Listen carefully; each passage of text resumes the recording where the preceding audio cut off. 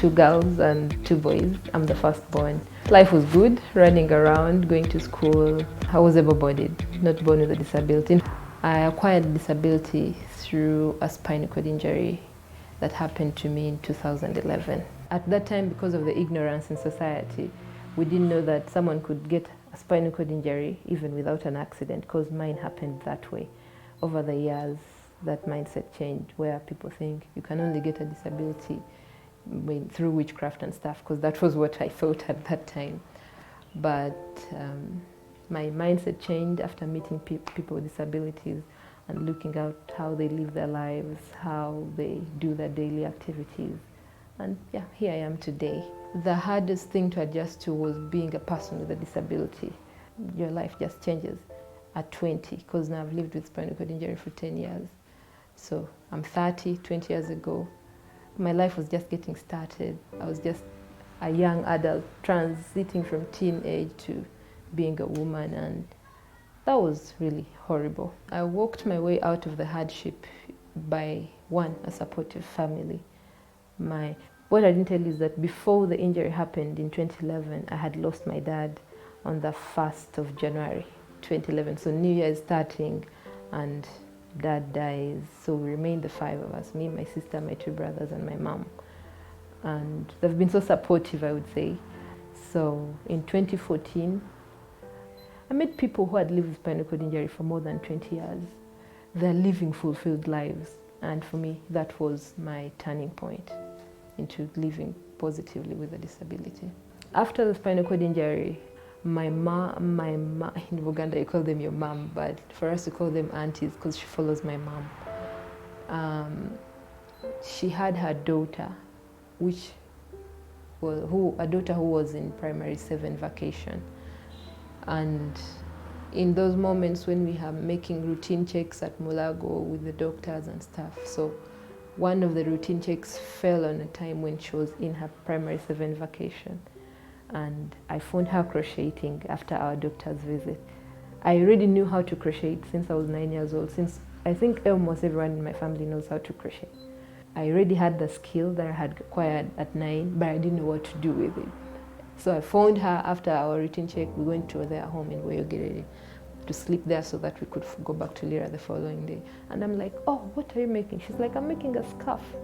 And from that moment, I was like, oh, unfortunately, tomorrow I'm going back to Lira, but maybe you could teach me. She said, yeah, we have material and a hook. I can show you. I told her, no, all I need you to show me is adding those dangling things that show that it's a scarf. So throughout the night, I made sure I worked on half of the scarf with the yarn that she had given me and the hook that she had given me.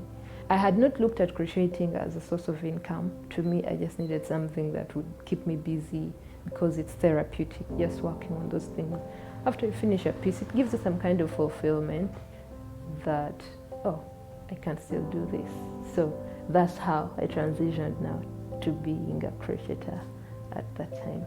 So after making for my friends scarves like for some time, then I just said maybe I can make money out of it. So brings me back to my aunt. When she saw that, oh, my friends were loving my work, because I was living with my grandma at that time, no one at her home. So she started getting me orders from within her office, her workmates. She buys the material with her money, puts them on the bus, and then tells me, make this color, make this color. Actually, she made sure the colors came in the way the clients wanted them. So she buys a pack of yarn and a hook, and she sends me. I make the work, send someone to put in the bus, she sells them for me. She'll give me back the money and the profit, but use her own money to buy me new material. So for me, that gave me a sense of belonging, that, oh, my work is valued. This is just beyond therapy. This could be a source of living for me. And that was it. Crocheting actually is crazy, because sometimes you start something, in your mind you're making something different, and then all the way around you start saying, oh, you start thinking of what you can make with that, how many things you can make with that one stitch. Now for this one, I would say I can make a head wrap with this. I can make a hair clip with it. I can make a brooch, something to attach on your clothes just to have an accessory. I can make a leg warmer. I can make a cup holder. I can make a wall hanging. I can make, oh, there are just so many things. A bag accessory, for flower, you can just attach it to your bag and you're good to go. Through crocheting, I've met so many people, able-bodied and person with disabilities. I've been recognized by so many people, organizations and stuff like that, to teach young people how to crochet. Just this past weekend, I was training children who are amputees in Chisasi. That was some funding that was given to me by Legs for Africa. They have their roots in the UK, so they just gave me the opportunity to teach people, and we were focusing on young children with amputation. And for me, that also gave me that sense of belonging. Since crocheting is now big, it's a big deal, I would like to see my work on the runway, working with models and fashion companies. You don't need to have something big to earn a living. You don't need to have a white collar job. You can earn a living from something as small as a crochet hook and a ball of yarn.